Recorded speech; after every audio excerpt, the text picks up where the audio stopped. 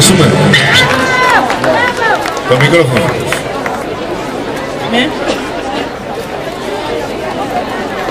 Ευχαριστούμε θερμά τους μουσικούς, τον Τραφικό, Παυλάκη Παναγιώτη, Γερότζο Βασίλη και Γελενή Γιάννη, οι οποίοι βέβαια θα μας συντροφεύσουν κι άλλους στη συνέχεια. Επίσης, τον Παναγιώτη Κοντραφούρη και τον κύριο Γιάννη Μανάκο για το φωτισμό και ιδιαίτερα τον κύριο Τάκη Πολίτη, που καλύπτει την εκδήλωση για λογαριασμό του Ράδιο Άντελη. Απόψε, στη χορογραφία του Ζορμπά, όπως παρουσιάστηκε στην εκδήλωση του χορευτικού τμήματος του Πολιτιστικού Συλλόγου Βατικών, την παραμονή του Αγίου Πνεύματος, εδώ στην πλατεία του Πατρός. Ευχαριστούμε ολόψυχα τα παιδιά που ήρθαν με προθυμία, θυσιάζοντας ώρες από τις διακοπές τους ή ερχόμενα απευθείας από τις δουλειές τους. Όλα βέβαια είχαν έναν κοινό απότερο στόχο, να αφιερώσουν το χορό αυτό στη δασκάλα τους, του χορού, Μάρθα Τραγά.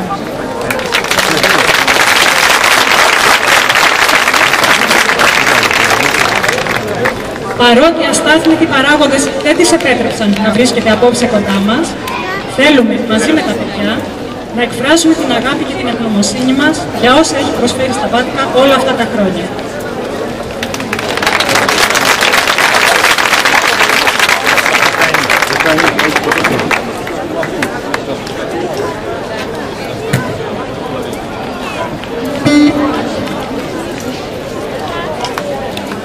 Μαρία κάτι λέει.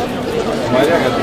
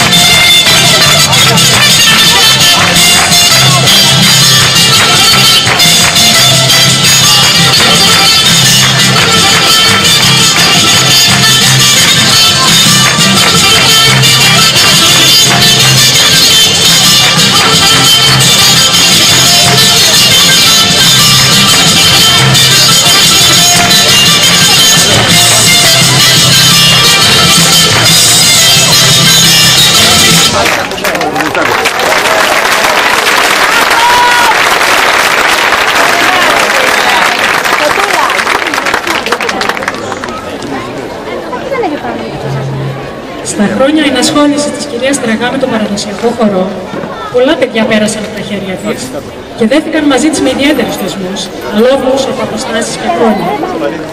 Θέλοντας να καταδείξουν αυτή τη σχέση, κάποιοι παλιοί μαθητές της επέστρεψαν στα παλιά γνώριμα μονοπάτια με ενθουσιασμό και επέλεξαν τον καταλληλότερο τρόπο για να την τιμήσουν.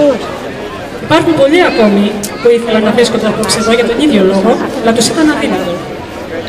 Στην προετοιμασία όλων των παιδιών για την απόψινή βραδιά, πολύτιμη ήταν η βοήθεια της κυρίας Μόσχου Μαρία και Τσάκου Κατίνα, τις οποίες ευχαριστούμε ιδιαίτερα.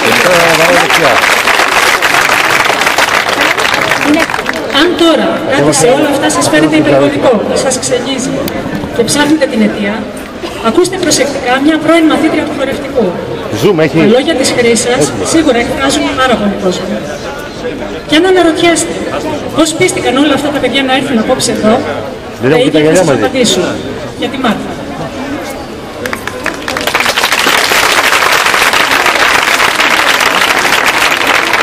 Λοιπόν, δεν είναι εύκολο να μιλήσουμε για το έργο ζωής ενός ανθρώπου.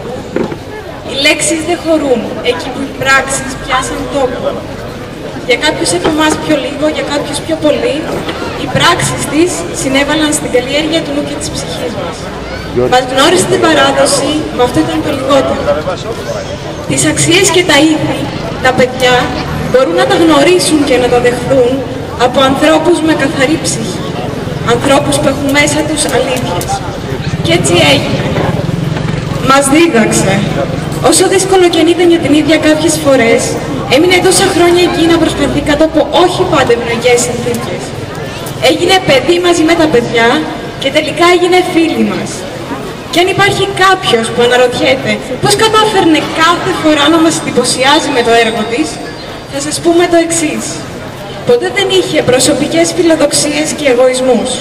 Απλά μας έδωσε την ψυχή της. Σε ευχαριστούμε, Μάρια.